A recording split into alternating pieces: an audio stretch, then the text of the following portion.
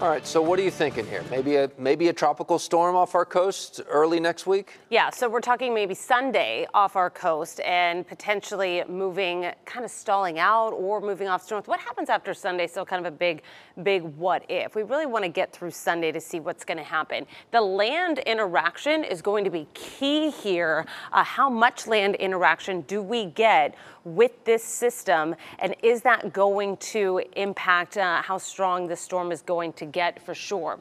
So this is going to push off to the west. I'm trying to get some more information for you while I speak to you, and I'm going to show you another graphic kind of just coming into my newsroom, which I think will give a little bit more explanation for what's going on here.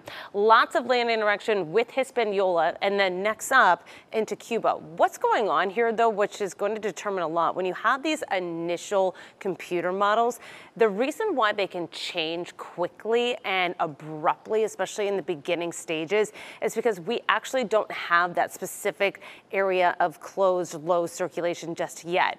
And where that exactly forms means all the difference going forward. If it actually ends up forming farther to the south or even 50 miles to the north, the long-term projection of that storm changes wildly. Does that make sense? And where you start is all going to change. What we do know is that chances of this developing into something tropical are increasing. That doesn't mean a hurricane is coming. It means something tropical, like a tropical depression or a tropical storm.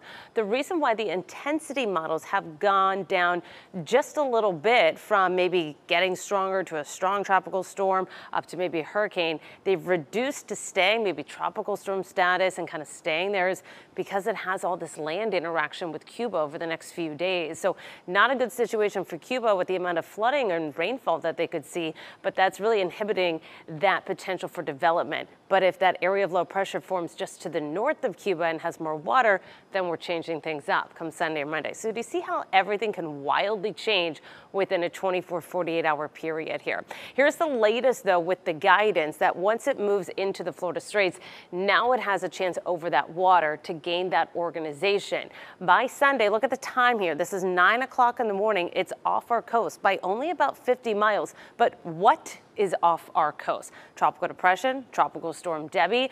The chance of Hurricane Debbie is not very high. In fact, right now, those chances are less than 5%, but a tropical depression is the more likely scenario at this point. What happens after Sunday? That's still a big question mark, and a lot's going to determine what happens over the next 24 hours. So as it looks now, what could be our main threat, right?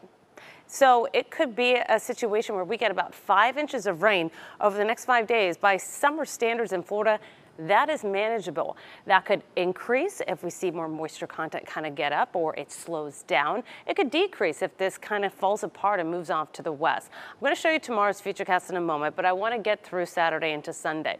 Saturday for now just kind of looks like a normal day.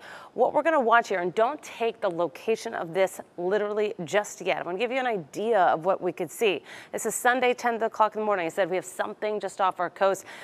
If this moves 50 miles to the west, which is well within the margin of error, especially this far out, we could just have a normal day or maybe even a dry spot. If this kind of pushes inland, then maybe more areas are getting more rain. So for now, 2-5 inches of rain. Who gets that much rain?